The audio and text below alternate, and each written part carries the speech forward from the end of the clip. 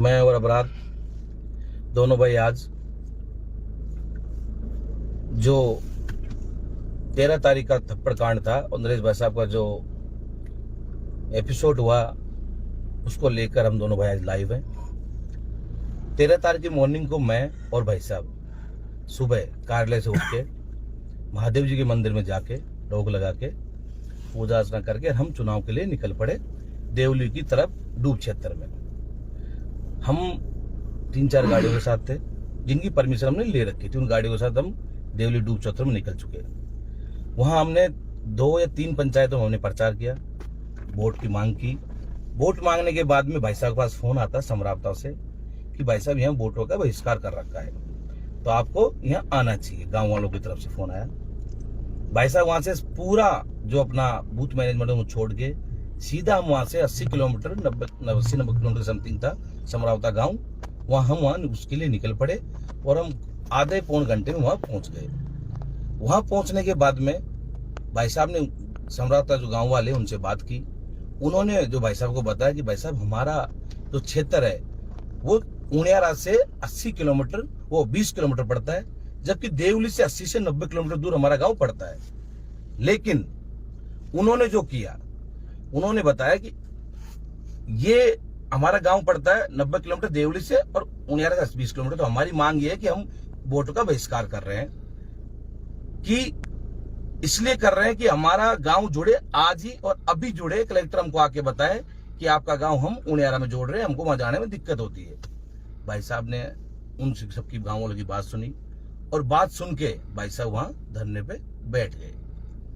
Deputy साहब भाई साहब से बात की। डिप्टी साहब ने कहा, भाई साहब को समझाया। भाई साहब ने कहा ठीक है, मैं तो कुछ नहीं बोल रहा, मैं तो गांव वालों के साथ हूँ। गांव वाले जैसा करना चाहते हैं हम उनके साथ है। गांव वाले जो बोल देंगे कि यहाँ से चले जाओ, धरना समाप्त कर दो, हमारी मांगे मान ली गई है, तो हम अभी के अभी जाने के लिए तैयार है।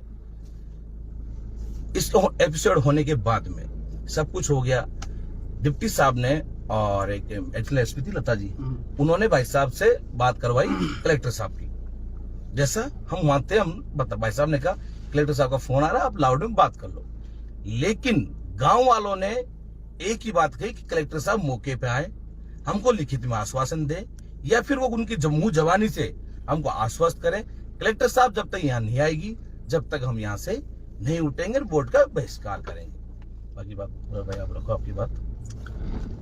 साथियों, जब भाई साहब धरने पे बैठे थे तो धरने बैठने के बाद में जब मामला बढ़ चुका था, भाई साहब सभी बूथों को छोड़ करके भाई साहब धरने बैठे हुए थे।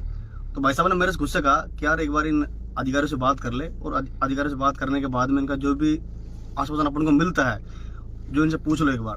तो मैं और सुनील भाई और साथ में 2 साथी और थे, हम सब ने जाकर पुलिस अधिकारियों से हमने खुद ने बात की थी। हमने कहा साहब आप हमारी जो भी इनकी मांग है, गाँव वालों की जो मांग है, इस मांग को आप मानो, और मांग को मानने के बाद में साहब आप एक काम करो, कलेक्टर से बात कर लो। ठीक है, कलेक्टर से आप अगर यहाँ नहीं बुलवा सको तो साहब आप कलेक्टर के पास फोन करके लाउड स्पीकर पे गाँव वालों के सामने लाउड स्पीकर आप हम फोन का हम खोल देंगे और लाउड स्पीकर पे गांव वाले जो भी इनकी मांग है उसको सुन लेंगे और ये बोल देंगे। लेकिन वो यहाँ तक भी तैयार नहीं थे। फिर बाद में एसडीएम ने खुद ने कहा कि ठीक है, मैं कलेक्टर से मैं कलेक्टर के पास फोन कर रहा हूँ और आप जाओ और आप बोल दो भाई साहब से। मैंने कहा ठीक है भाई साहब। मैं गया भाई साहब, मैंने कहा भाई साहब मेरे को फोन करके, और वो एसडीएम खुद आ रहा है आपके पास यहाँ पे बात करने के लिए। लेकिन हम फिर वहाँ के भाई साहब पास हम धरने पा गए। फिर धरने पाने के बाद हमने एसडीएम साहब हमने वेट किया। एसडीएम वहां से निकल चुका था। निकलने के बाद में जब एसडीएम वहां से निकल गया, निकलने के बाद में फिर जाकर के उसने जो वहाँ के जो लोकल जो वो थे, वो जो 1-2 आंगनबाड़ी वाली थी और 2-1 और थे, उन लोगों से उसने फर्जी वोट डलवाए। वोट डलवाने के बाद में उनके पास ना तो कोई आईडी थी, ना कुछ नहीं था उनके पास, कोई आधार कार्ड था, वोट आईडी उनके पास कुछ नहीं थे। उसने वोट डलवा दिया। वोट डलवाने के बाद में जब हमको पता लगा, जब गाँव वालों ने वहां से आकर कहा, क्या बोलते भाई साहब से कहा कि भाई साहब क्या बोलते उसने वोट डलवा दिए,